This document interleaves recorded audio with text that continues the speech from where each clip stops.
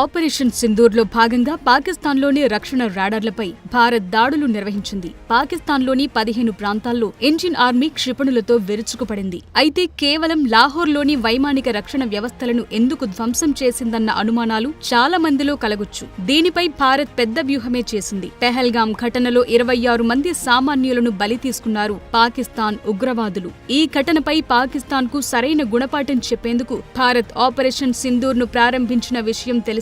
ఆ తరువాత పాకిస్తాన్ కూడా డ్రోన్లతో భారత్ పై విరుచుకుపడింది. ఈ నేపథ్యంలోనే పాకిస్తాన్ వైమానిక స్థావరాలను లక్ష్యంగా చేసుకుని భారత్ క్షిపణులను ప్రయోగించింది. అయితే ఈ ఆపరేషన్లో భారత్ విజయం సాధించింది. ఇండియన్ ఆర్మీ చర్యలతో పాక్ తీవ్ర ఇబ్బందుల్లో పడింది.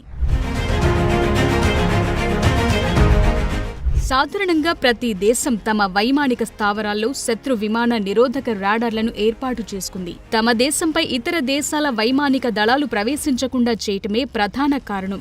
ఏవైనా వైమానిక దళాలు తమ దేశంలోకి అనుమతి లేకుండా ప్రవేశిస్తే అవి ఇట్టే పసిగడతాయి. వాటిని దాడులు నిర్వహించి ధ్వంసం చేస్తాయి. అందుకు ఈ వ్యవస్థ చాలా బాగా ఉపయోగపడుతుంది. దీన్ని SEAD అని కూడా అంటారు. SEAD అంటే separation of enemy air defence అని అర్థం. ఈ రక్షణ వ్యూహాన్ని భారతదేశం చాలా పటిష్టంగా అమలు చేస్తోంది. తద్వారా పాకిస్తాన్ యుద్ధ విమానాలను మన దేశంపైకొస్తే దెబ్బతీసే అవకాశం చాలా ఎక్కువగా ఉంటుంది. ఈ రక్షణ విధానాన్ని పాక్ కూడా అవలంబిస్తోంది. అయితే మన ఇండియన్ ఆర్మీ పాకిస్తాన్లోని లాహోర్ వైమానిక రాడార్లపై క్షిపణులను ఉపయోగించి దాడులకు పాల్పడింది. ఇలా చేయటం వల్ల భవిష్యత్తులో పాక్ మనపై దాడులు చేస్తే ఆ దేశ ఉపరితలంపై మన యుద్ధ విమానాలను ఉపయోగించి అతి సులువుగా దాడులు జరపొచ్చు. అప్పుడు పాకిస్తాన్ రాడార్లు దెబ్బతిని ఉంటాయి కనుక మన వైమానిక దాడులను అడ్డుకునే అవకాశం ఉండదు. అందుకే లాహోర్ సహా ఇతర వైమానిక స్థావరాలపై రాడార్లపై దాడులు చేస్తోంది. ఇలా చేయటం వల్ల భవిష్యత్తులో పాక్ పై గగన తలం నుంచి దాడి చేసేందుకు మార్గం సులువవుతుందని నిపుణుల అభిప్రాయం.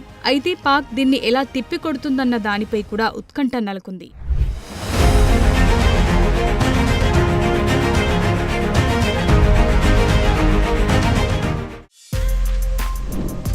For more videos like this, subscribe Big TV channel.